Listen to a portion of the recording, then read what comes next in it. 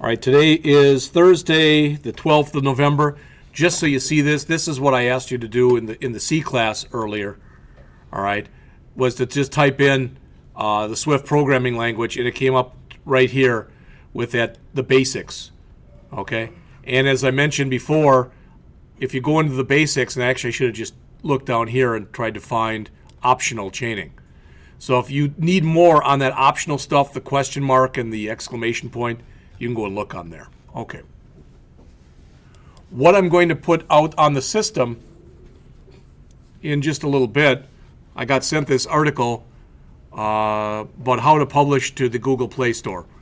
So I'll copy all that, stick it into a Word file, and put that out there in just a bit. And this goes back to what I mentioned in the last class. Android versus iOS from a user's perspective. Android and iOS is the new Coke versus Pepsi. Here's a user's perspective on the difference. Hint, not much.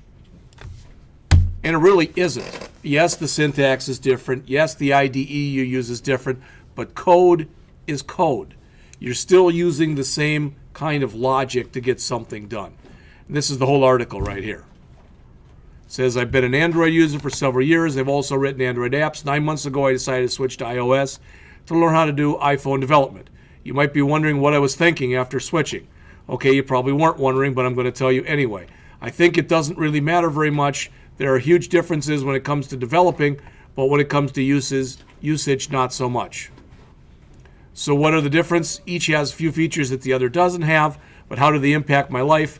Pretty much all of the apps I personally care about are on both platforms. There's a huge difference between having a modern smartphone and not having one, but I think the choice of which one to have isn't really significant. So again, with the idea of Coke versus Pepsi, that's a good analogy. I have lunch a few times a year with my old boss, Larry Horsfall, who used to be the dean here. We go to different restaurants, and we meet some of the other people who've retired. They come and join us when they can. But Larry's first question always, when we go to a restaurant, what do you want to drink? And he said, what kind of soda do you have?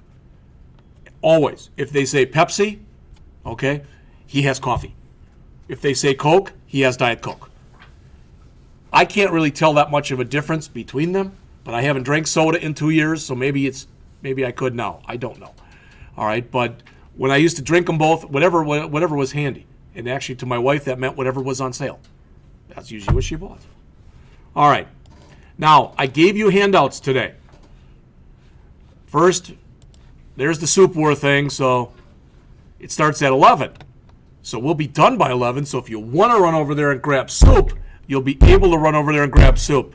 $3. I think it's all the soup. I imagine if you grabbed one of the vats and just went like this, they'd probably stop you. But I don't know how many times you can go back. I really and truly don't know if there are limits on it or not.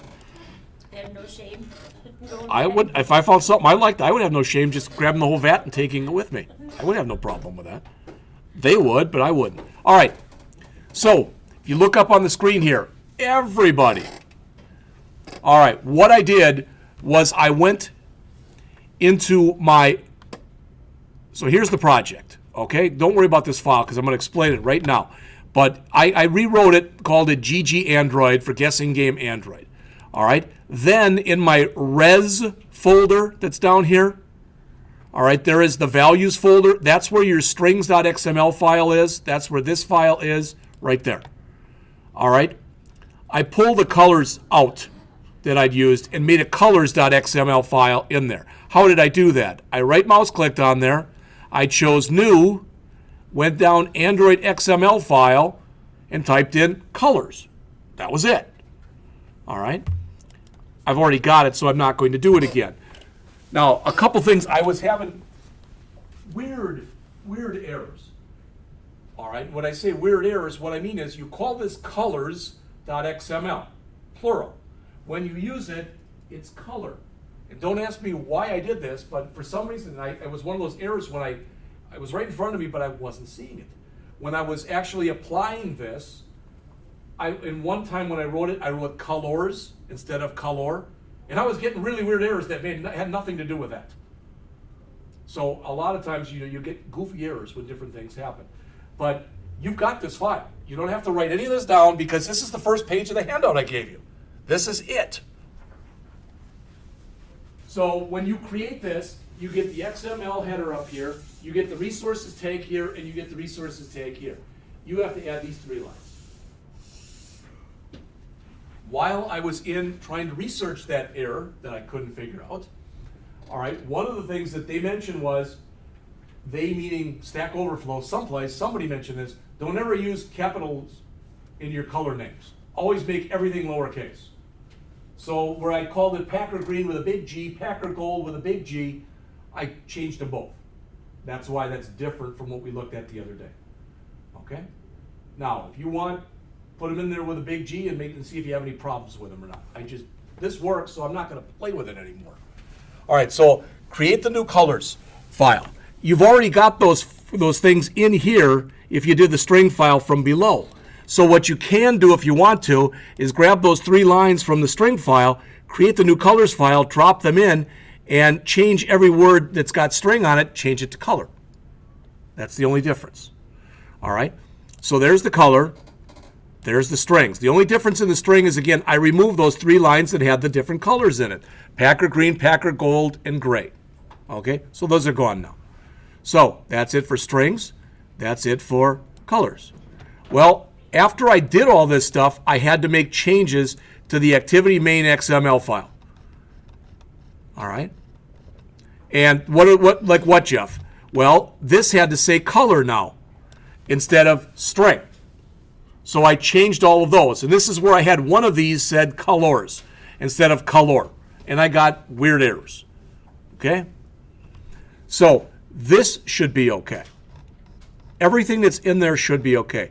What I want to spend a little bit of time on, though, is the other file, because this we haven't talked about at all.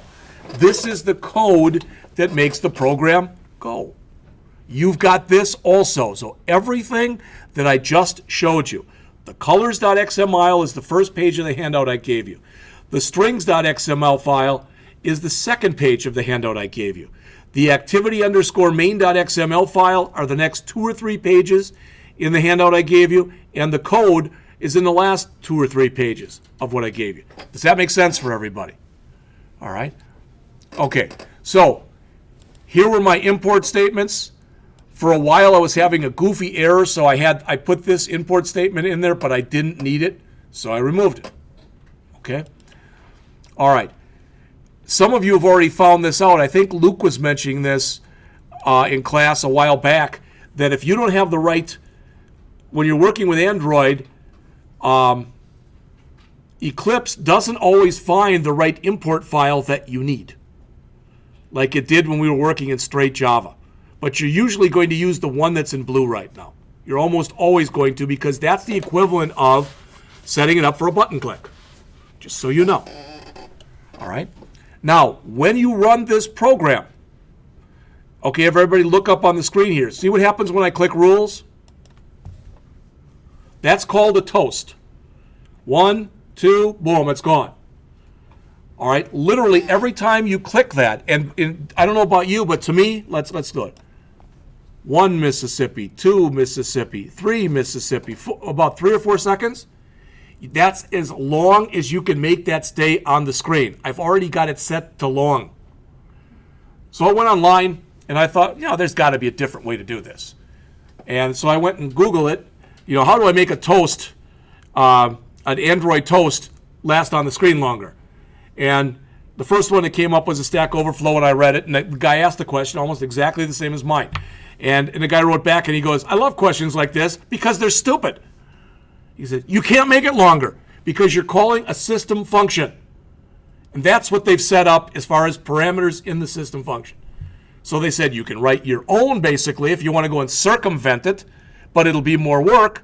But for now, you either have to read fast or bring it up a couple times. But I wanted to show you the usage of the toast, so it's in there. All right? All right. Button for the buttons, edit text. Remember, that's the text box that can be edited. So in other words, that's this one. Okay? All right. 2 constants for the minimum guess and the maximum guess. This should look real familiar to you because this is the same stuff we just looked at, those of you who were in the previous class. Now I don't have to worry about a 32-bit integer. So I've got secret number, which is the generated number, num guesses, as it says, the number of guesses made, current guess, which is my current guess, and something I called cur guess. Because that right there, that value that you see in blue right there, that's whatever I put in here. But even if I come in here and I type in 50, all right, and I say make the guess, and it comes back and it says 50 was too high. That number that I just put in there was 50, the string 50. That's what this is. I'm going to eventually have to convert that string into an integer. How do we do that? Remember integer.parseInt?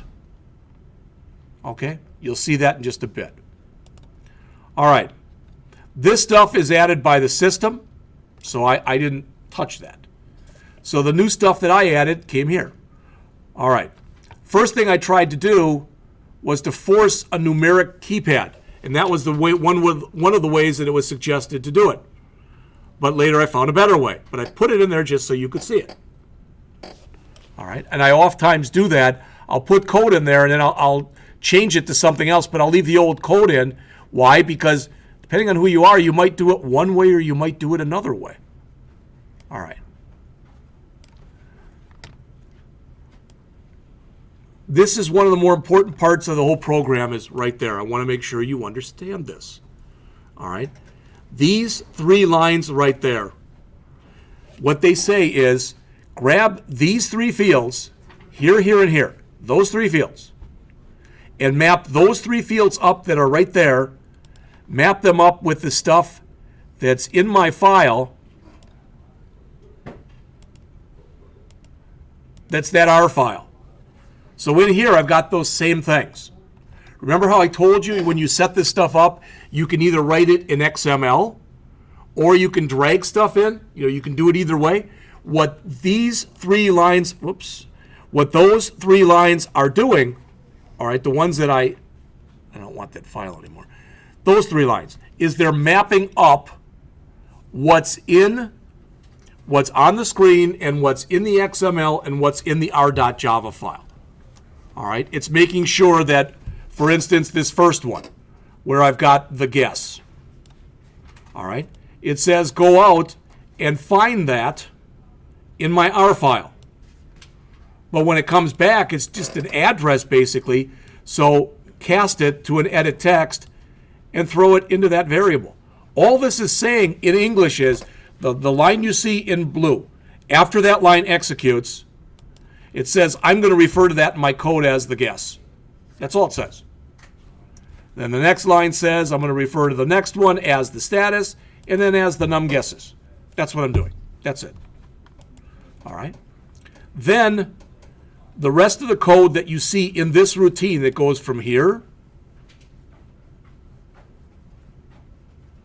all the way down to here. So all the way down to line 162 and starting on line 38. So about, 130 lines, 125 lines. Most of the program. You have to create the button, whatever button it is you're talking about, and then add the code to make the button do something. So the first thing that you see up here where it says make guess, starts here and it goes all the way down to right there. So everything that you see on your screen right now that's in blue, all that stuff. All right? All that. That's the code for this button right there, the make guess button. Does that make sense? So it's when I click that button that says make guess, all right, I want to make sure that my program handles it. Notice non-integer guess made because I just clicked it without putting a value in there. All right. How did it know to do that? Because I told it. So if I come back in here and I put in 100 and 1, which is too big of a guess, and I make my guess, 101 was out of range. All right. If I come back in again and I type in negative 34, well, it didn't take that. It didn't like, oh, that's just a minus sign. All right, well, we'll fix that. How about if I put in 0? All right. Then it comes back in and it says what? 0 was out of range. Does all that make sense? I had to put code in there to make that happen. The app is only as smart as the person who's writing it. It's interesting. Years ago, I had a student, and they were working on a program. It was a young lady who was in the program. She ended up doing very well in the program. But she's working on an assignment. She called me over. We didn't have a lab assistant back then. So she called me over and said, I don't understand why this isn't working right. It was something fairly simple, but she'd overlooked. So I said, you got to realize that the program is only as smart as the person writing it. Well, she says, you're calling me an idiot. I said, no. But if you leave something out of the code and the program needs that in order to function, it won't be able to function. Isn't that correct? All right. So let's look at this code. This creates the button right there. This is assigning an on-click listener. So this is the rest of the routine right there, which says, hey, when you click the button, this is what I want to have happen. And everything goes into the actual on-click routine. So I've just clicked this button right here. I've just clicked that button that says make guess. So what do I want to have happen? Well, the first thing I want to have happen is I want to add 1 to my number of guesses. Okay? Then I want to take whatever my current number of guesses is. So this line that you see in here, line 46, that's all in blue. This says take whatever number's in there and put it into the number variable that's going to hold the number of guesses. All right? And that's what that's doing. This says whatever I put in there for the guess, so if I put 50 in there, it says grab the text that I put into the text box, convert it to a string, and then put it into my current guess. Why did I do that? For this.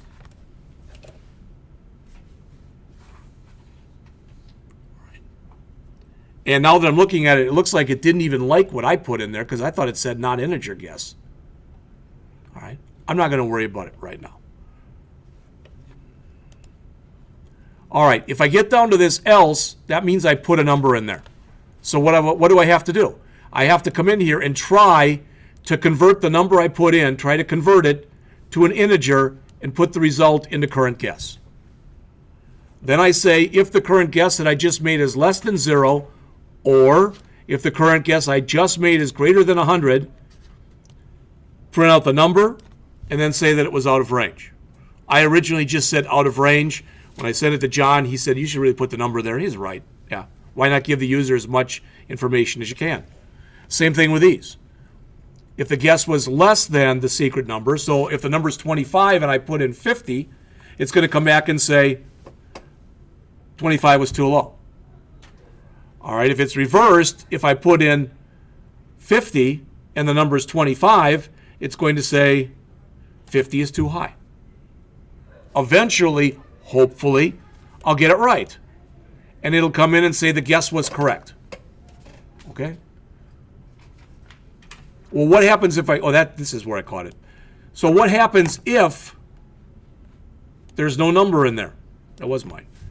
All right. I guess I didn't even need this check right here. I don't even need that code. So I could have left that code out and just put, just not even had the else and just put everything in there, because what's happening is if there's nothing in there, it's throwing a number format exception. So I really should clean this up. So what I'll do is later I'll make a copy of this and clean up any garbage that I found. All right, and I'll throw that final copy out there. So it says non-integer guess made. Then what's that doing? The other thing John suggested, he said, well, after you make a guess, so after you put 50 in here, so after I come in there, and I put in 50, and I click my button to make a guess, and it says too high, notice the 50 is out of there. All right? It puts my hint text back in there. You don't have to use hint text, but I will tell you that I believe it's the activity XML file. One of them, if you don't use hint text, it gives you a warning that says you really should use hint text. All right? Now, a couple things about this, just so you see it. I made this, that's an edit text, and so is that right there. Technically, both of those should have been labels. There's no reason why they couldn't have been labels. This one here and this one here. Okay, because I'm just filling in that text. So probably I should have made those labels. This one can't be a label because I am manually adding something to that one all the time. All right. All right. Then we've got our thing to do the rules. Again, that creates the button. Here's all the code. It's not a very long routine. When I say it's not a very long routine, you go, yeah, it is, Jeff. But look, that's a comment. That's just building the actual stuff I'm putting in the box. That's creating the toast right there. So I'm creating a big string that says all of this stuff. Welcome to the Android guessing game. The computer will generate a number between 1 and 100. You will guess the number. I will let you know if your guess was correct, incorrect, or non-numeric. Or non-numeric, I guess there shouldn't have been another or in there, but or out of range. That's another thing that could be fixed on it, I guess. I will also tell you how many guesses it took. All right? Then after that, we do the toast. And we tell it we want it to run in this file. And what we want is the thing we just called the rules right there. And we want it to be a long toast. There's also a short toast, which doesn't show as long as the one I just showed you. All right? And that's it for that routine. So again, the idea behind this routine is when you click that, that's what comes up. All right? So if you look at the stuff that's in there, all this stuff, the stuff that shows on the screen, that's this. Actually showing the toast, that's this. Does that make sense? All right. Then we've got our clear button. Probably the easiest one. Sets up the clear button. And this is the whole routine right here. So what did I do? I set the text to nothing for both of these. And I put number of guesses. I hard-coded a 0 in there so there was something there when you started. So in other words, the stuff that's right here, that's what happens when I click this button right here. So notice all the junk that's here. Notice what happens when I click clear.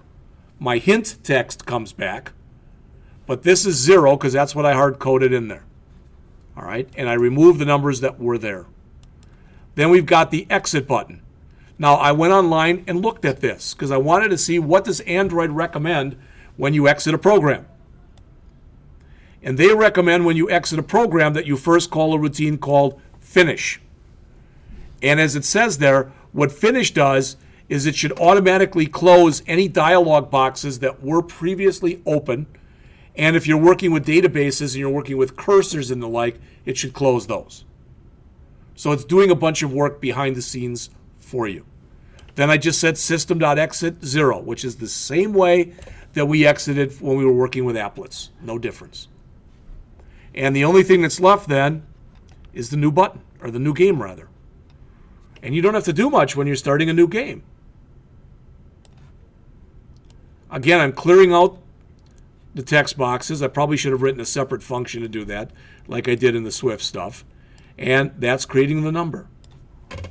That's it. Everything else that's in there, that's all stuff that's added by the system automatically. I didn't put any of that stuff in there.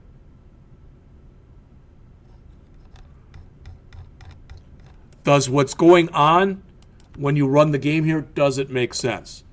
Could the game be improved? In a lot of ways. John mentioned, as an example, if you look up on the screen here, right now the way that this game works is when you start a brand new game like this, on my copy, you've got to click the new game button when you start. And John said that what he did on his, correct me if I'm wrong, is, I don't know, what did you do? Grab the new game code that was in there? Just that one single line where you This line. Yeah. So he grabbed that, the secret number line, which is what you want to do when you start anyway, and he copied that line, where, right here? Into the onCreate. The onCreate method, which is what we're in. Right. All right? So we could probably just do it right here. Put a little comment there that says, generate a random number to start the game.